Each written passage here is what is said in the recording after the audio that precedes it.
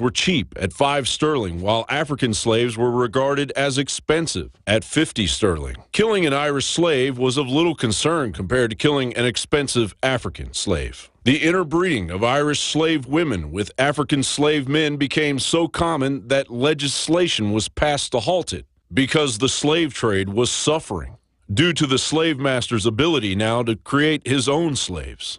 U.S. history books promote the notion that the Irish were merely indentured servants. But recent research has uncovered the real conditions endured by the Irish-American ancestors of 11.9% of the U.S. population. Add that to the 14.1% of the U.S. population with African-American ancestors, and now at least a quarter of the U.S. population deserves reparations.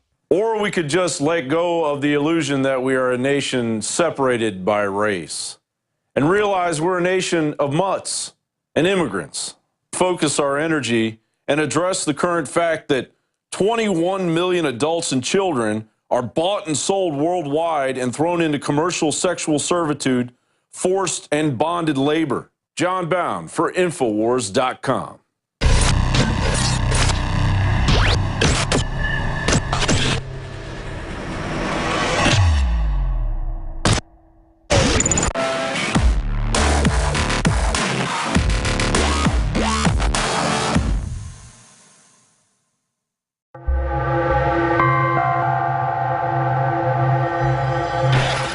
Self-proclaimed hood billionaire Rick Ross dropped his 7th studio album today. I'm your neighborhood drug dealer.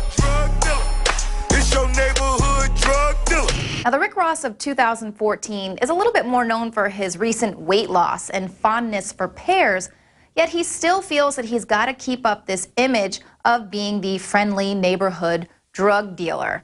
Now, why is this? Does he really think that his fans won't appreciate an album about the miracles of a good juice cleanse? I eat pears now and shit like that. Shout out to all the pear. Of course not. And that is the hip-hop psyop. How else will the establishment prime the youth for a life that leads to prison without selling them on the gangster lifestyle?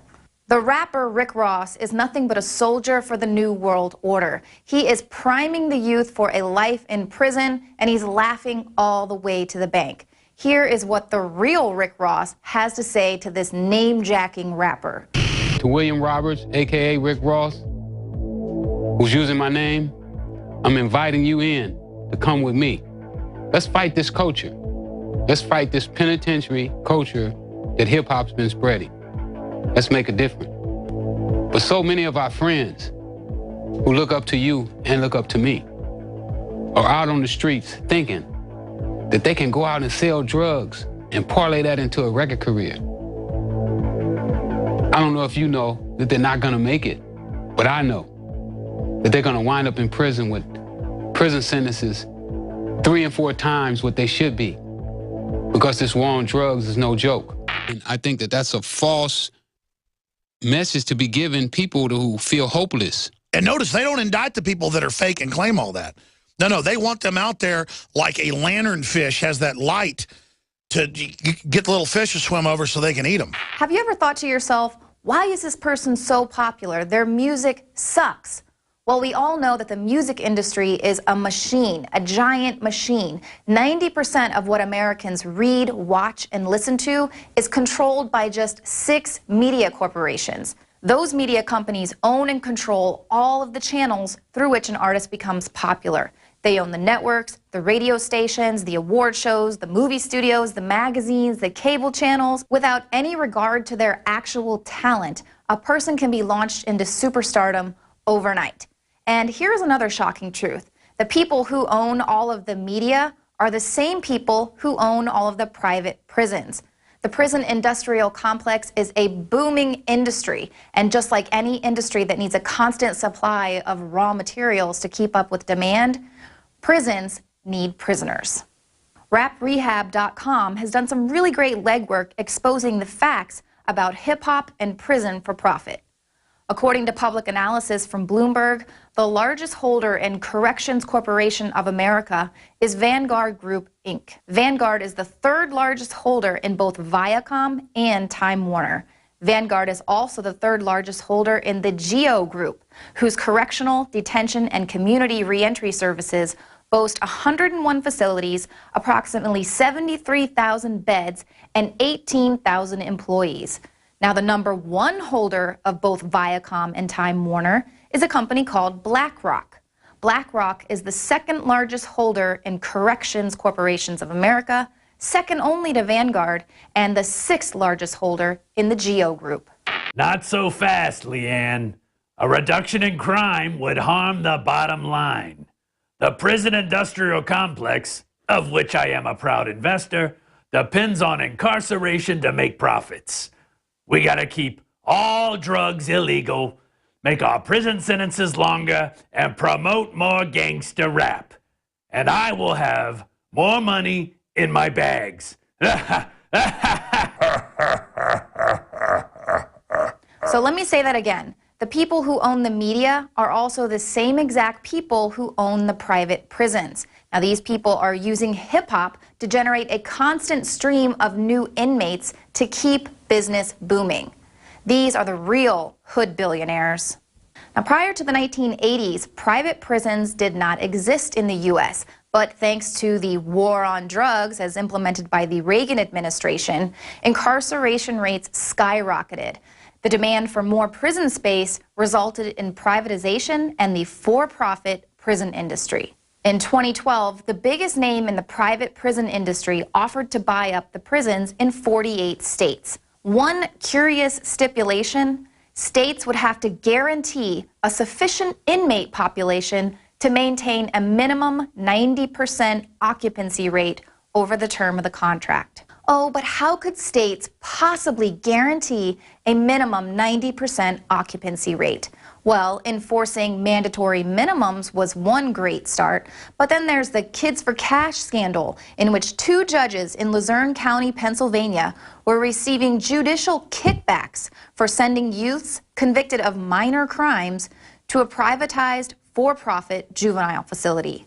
So legislation that's favorable to the industry is one great way to keep incarceration rates up, but so is the glamorization of the gangster lifestyle. It's absolutely essential as a continued advertisement for imprisonment. Now, you see many artists with an empowering message just fall off, and you're actually brainwashed to believe that this music is somehow inferior because it's not thug life. The music that gets pushed is that which breaks down the community and guarantees a 90% prison occupancy rate.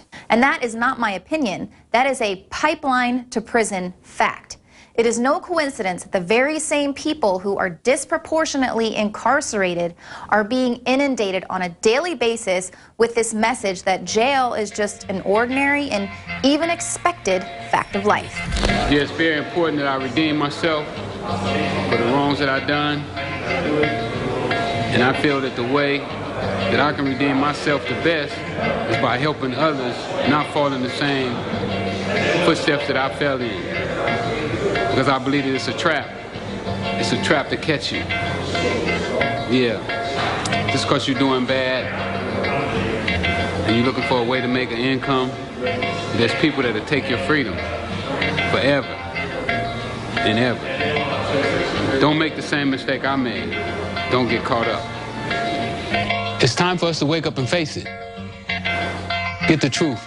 And you're done.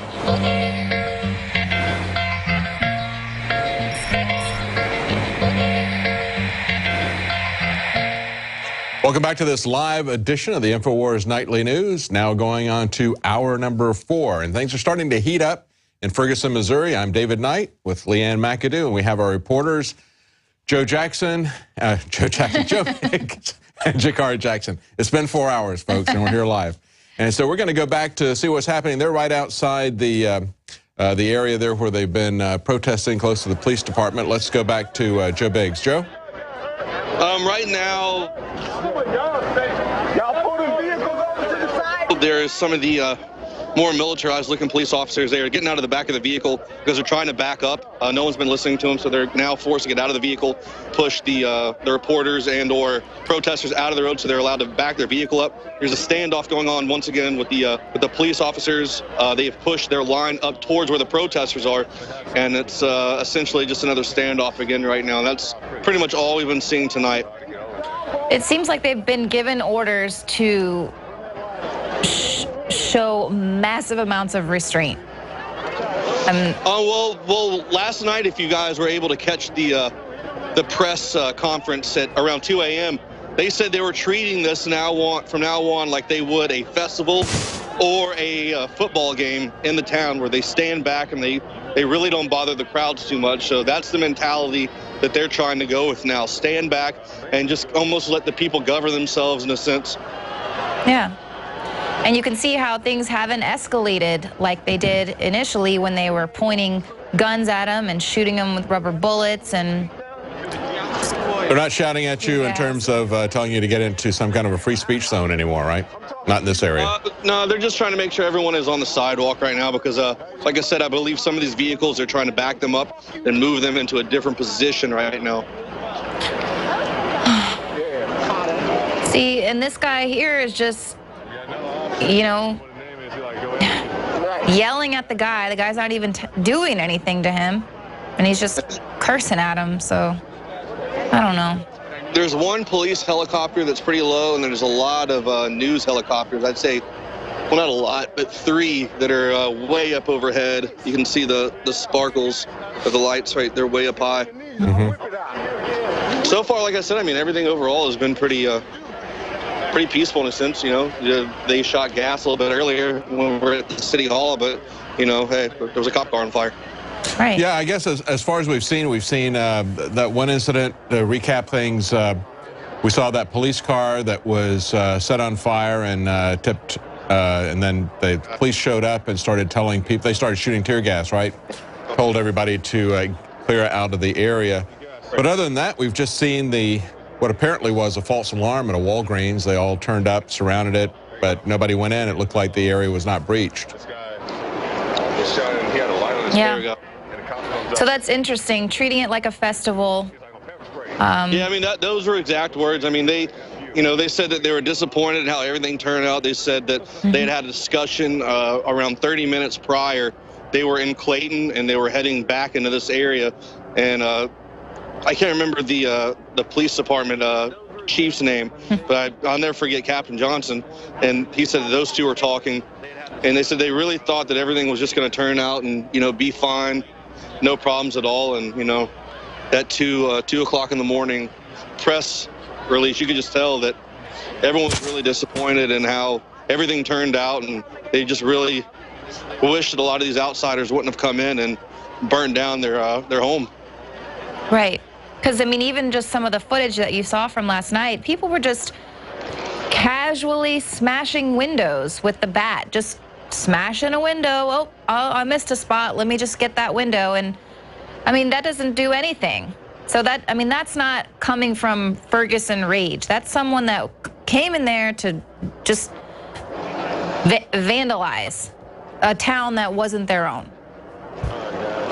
But, of course, they could use the cover of the announcement and the anger of people. They could use that because that announcement was made after dark.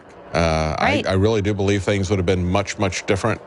They would have been more reluctant to get involved in looting, I think, in broad daylight than they would be after dark. I think it would have given them some time to do it. But I feel, going back even farther, I just feel like it was a terrible mistake to handle this grand jury investigation the way it was. They needed to vindicate the system, and they didn't do it. They just created more distrust. Mm-hmm.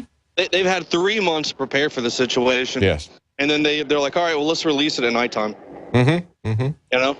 Yeah, and if it was a matter of getting the schools emptied and the businesses emptied, then give a 24-hour warning and cancel school, you know, and then wait until the morning when it's daylight out, when there is no cover for you to go and loot and commit crime. You know, in the Army, after something happens, you do what's called an after-action review. You know, you sit back, you discuss the things that went right, the things that went wrong, and you would think that the police force would have implemented some kind of rating system like that, so to say. But, you know, like based on what had happened in August, for example. This is what happened in August. Yeah. These are the mistakes we made. All right, this is what we need to do to correct them. Yes. They should have sat down and had a meeting and implemented